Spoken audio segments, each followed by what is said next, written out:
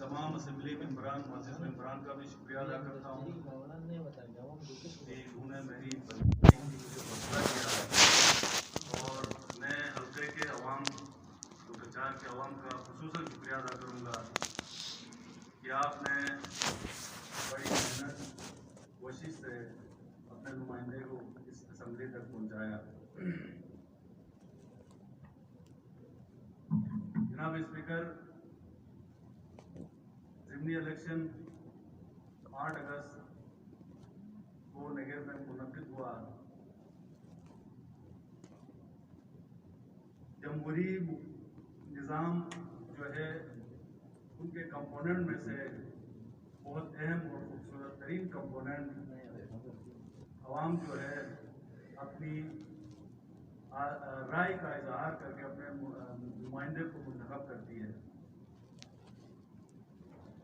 मेरे हल्के के अंदर मेरा किला भी है और मैं हक रखता हूँ इस फोरम के अंदर, इस असेंबली के अंदर अपना किला जो है वो पेश करूँ। प्री पोल रिगिंग के हवाले से तमाम तर स्कीमें और प्रमोशन के लालच, पैसों की लालच, डिमोशन का खौफ, हर हथकंडा हर हरबा मेरे हल्के के अंदर इस्तेमाल किया गया। लेकिन मैं दाद देता हूँ, मैं अप्रिशिएट करता हूँ मेरे नगर के अवाम का, जिन्होंने इन सारे वछे हथकंडों को बस से पुश डालकर अपने नुमाइंदे को असम्बली के अंदर पहुंचाया। जनाब स्पीकर, अगर इस किस्म की कैंपेनिंग की गई गैर सियासी अफराद का हल्के के अंदर भेज कर जमहूरी तर्ज अमल को मुतासिर किया गया, तो आइंदा यही होगा कि कुछ अफराद, कुछ बाज़र अफराद किसी जगह इकट्ठे होकर इलेक्शन के बजाय सिलेक्शन के जरिए बंदों की जो है वो चुनाव करेंगे। मेरी इस फोरम से इस्तदा है, गुजारिश है कि प्री पोल रिगिंग के जो भी कवानीन है उस पर अमल दरामद कराया जाए। जनाब स्पीकर, मेरा ताल्लुक इस्लामी तहरीक पाकिस्तान से है। जब से गिलगित बल्तिस्तान के अंदर जमाती बुनियादों पर इंतखाबात हुए, तब से एक वाज़ेह मौक़िफ़ अख्तियार किया इस्लामी तहरीक पाकिस्तान ने। आइनी तौर पर गिलगित बल्तिस्तान को हक़ देने में मेरे कायद मोहतरम अल्लामा सैयद साजिद अली नकवी ने पाकिस्तान के हर फोरम पर गिलगित बल्तिस्तान को 5वां सूबा बनाने के लिए आवाज़ उठाई और जितने भी all parties conferences Gilgit Baltistan के अंदर मुनक़िद हुए हैं, उसकी होस्ट जो है मेरी जमात इस्लामी तहरीक पाकिस्तान ने की है। हमारा एक ही स्टांस है कि चूँकि सूबा बन रहा है गिलगित बल्तिस्तान के वासियों के लिए, तो सूबे के हवाले से गिलगित बल्तिस्तान के अवाम को एतमाद में लेकर और जितने भी कंटेंट्स हैं सूबे के हवाले से उसको असम्बली फ्लोर पे लाया जाए, उस पर बहस की जाए। फिर उसके बाद गिलगित बल्तिस्तान को जो आइनी पैकेज पूरी सूबा दिया जा रहा है, असम्बली के अंदर मुकम्मल बहस के बाद उसको जो है हतमी शक्ल दी जाए। इस्लामाबाद के अंदर बैठकर गिलगित बल्तिस्तान को आइनी हैसियत देना इस्लामी तहरीक पाकिस्तान इसको मुकम्मल तौर पर मुस्तरद करती है। जनाब स्पीकर, गिलगित बल्तिस्तान के लिए सबसे बड़ा जो चैलेंज है वो है अमन व अमान। जैसे आपको पता है, गुज़िश्ता 5 साल गिलगित बल्तिस्तान के अंदर अमन आई तो गिलगित बल्तिस्तान ने डेवलप होना शुरू हुआ। गिलगित बल्तिस्तान के अंदर डेवलपमेंट जो है वो शुरू हो गई, टूरिस्ट का आना शुरू हुआ। लेकिन کچھ عناصر جو ہے گلگت بلتستان کے اندر امن و امان قائم کرنا نہیں چاہتے ہیں۔ قراقرم یونیورسٹی کے اندر یوم حسین کے نام پر ایک ہنگامہ کھڑا ہوا۔ آپ سب کو پتہ ہے پاکستان کے اندر جتنے بھی جامعات ہیں، جتنی بھی یونیورسٹیز ہیں، اس کے اندر یوم حسین منایا جاتا ہے، کیلنڈرائز ایونٹ کے طور پر منایا جاتا ہے۔ یہ نقطۂ وحدت ہے۔ یونیورسٹی کے اندر ہمارے جتنے بھی طلباء ہیں، نقطۂ وحدت کے طور پہ یوم حسین کو کیلنڈرائز ایونٹ کے طور پہ مناتے ہیں۔ پاکستان کے تقریباً 12-13 جامعات کے اندر یوم حسین منایا جاتا ہے، شہدائے کربلا کو خراج عقیدت پیش کرنے کے لیے۔ 2 دن پہلے کراچی یونیورسٹی میں یوم حسین منایا گیا۔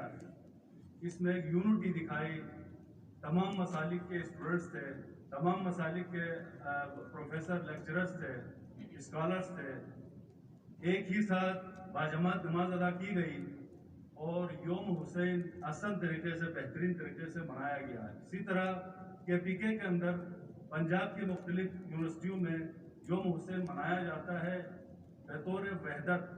یہ وحدت کی ایک نشانی ہے، لیکن میں حیران ہوں قراقرم یونیورسٹی کے اندر اس کو جو ہے وہ ڈسپیوٹڈ بنایا گیا ہے۔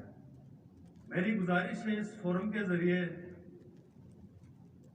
یوم حسین قراقرم یونیورسٹی کے اندر کیلنڈرائز ایونٹ کے طور پہ منایا جائے۔ اس میں بیرونی مداخلت کو بے شک روکا جائے، مساجد کی مداخلت کو بے شک روکا جائے، لیکن یونیورسٹی کے اندر جو ہے یوم حسین منانے کی اجازت دی جائے۔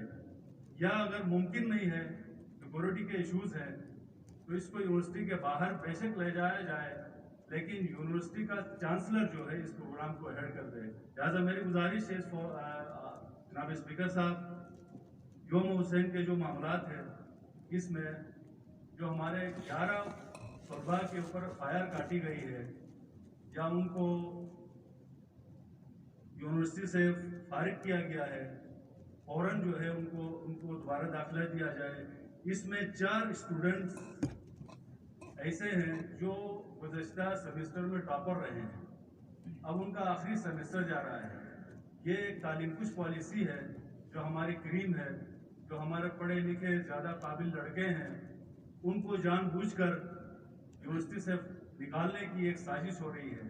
لہٰذا گزارش کرتے ہیں یہ 11 طلباء کے خلاف جو FIR ہے اس کو فوراً واپس لیا جائے اور ان کی جو ایڈمیشن ہے اس کو دوبارہ یونیورسٹی کے اندر داخلہ دیا جائے۔ اس کے علاوہ جناب اسپیکر،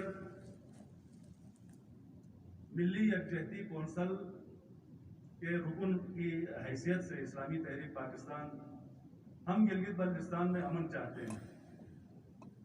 جب تک گلگت بلتستان کے اندر امن نہیں آئے گی، ہماری ڈیولپمنٹ جو ہے وہ متاثر ہوگی۔ ہم چاہتے ہیں کہ بین المسالک جو ہے وہ اتحاد و اتفاق قائم ہو۔ اس کے لیے میرے قائد محترم علامہ سید ساجد علی نقوی نے بہت بڑی قربانیاں دی ہیں اتحاد و اتفاق کے لیے۔ گلگت بلتستان کے اندر گزشتہ دنوں سے ایک ایشو چل رہا ہے اسیران کے نام سے۔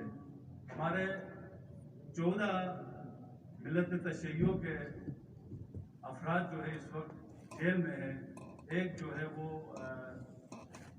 گلگت بلتستان کے جیل میں نہیں، وہ بلکہ پنجاب کے کسی جیل میں ہے۔ خیر سگالی کے تحت گلگت بلتستان کے اندر امن کے خاطر ان اسیران کو جو ہے وہ قانونی طور پر رہائی کے لیے میں گزارش کروں گا لوکل گورنمنٹ سے اور پاکستان آرمی سے بھی ان کی رہائی جو ہے وہ ممکن بنائے۔ ہماری ان سے ملاقات ہوئی۔ یہ جو چہلم پروسیشن ہے، اس پروسیشن کو ایجیٹیشن میں تبدیل کرنے کے لیے جتنی بھی مذہبی تنظیمیں ہیں سب سے ان لواحقین کی ملاقاتیں ہوئی ہیں. ہم یہ چاہتے ہیں گلگت بلتستان کے اندر امن و امان قائم ہو اور ہمارے جلوس جو ہے وہ اسی روٹ سے پرامن طریقے سے نکلے اور ان اسیران کے لیے رہائی جو ہے ہم سب مل کر سنی شیعہ اسماعیلی جتنے بھی مسائل کے گلگت بلتستان کے اندر کوئی ممکنہ حل ان کے لیے نکالیں گے انشاءاللہ.